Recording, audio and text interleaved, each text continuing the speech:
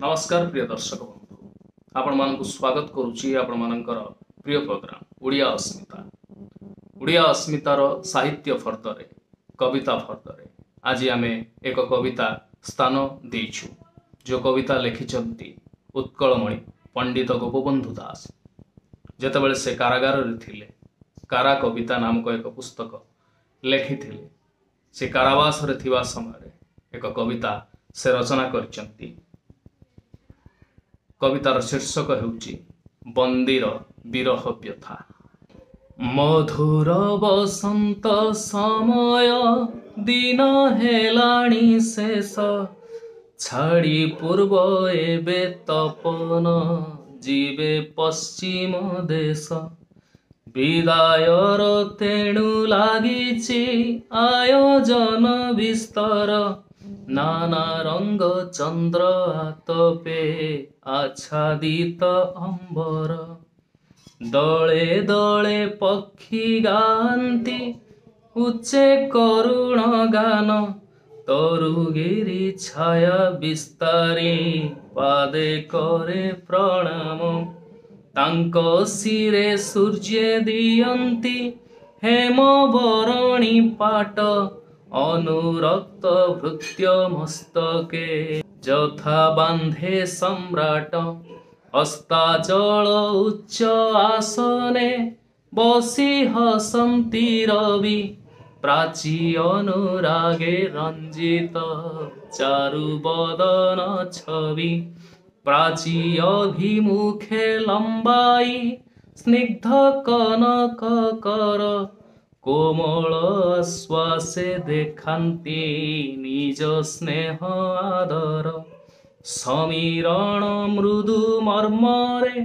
प्रेम अस्पष्ट गिर कहंती अचिरे फेरिबी धन नुह कातर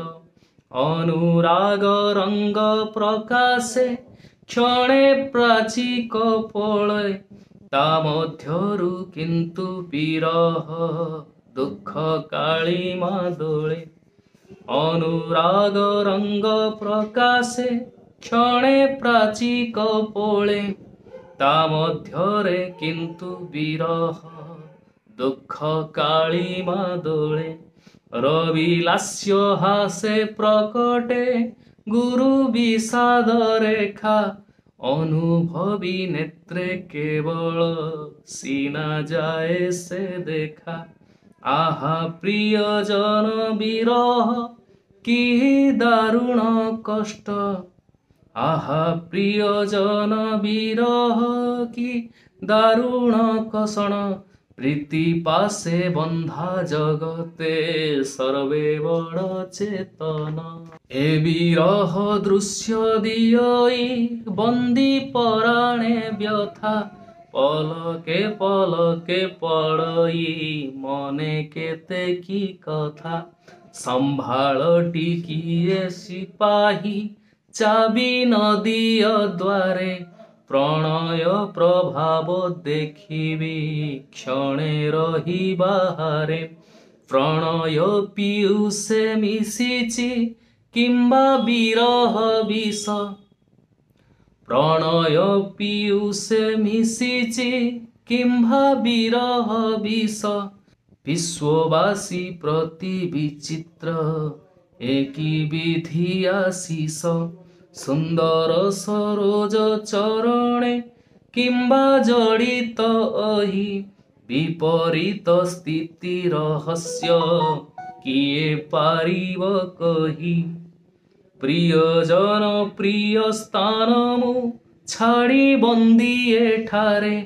विरह विषम विषेम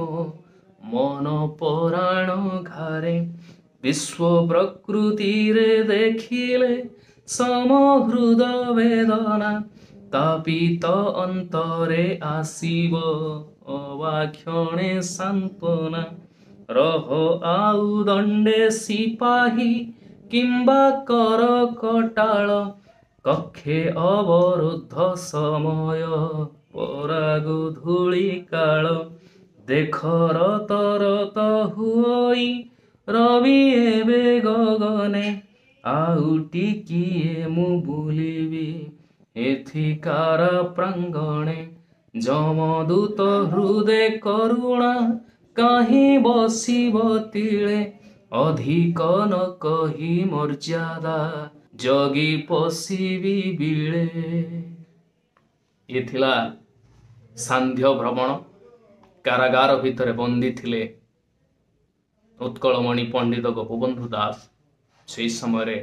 ଏ ଲେଖା କେମିତି କ'ଣ ଲାଗିଲା ସାରସ୍ୱତ ସାଧକ ତଥା ଅଗଣିତ ପାଠକ ପାଠିକା ଯଥାଯୋଗ୍ୟ ମତ ଆଉ ମନ୍ତବ୍ୟ ଦେବେ। ନମସ୍କାର।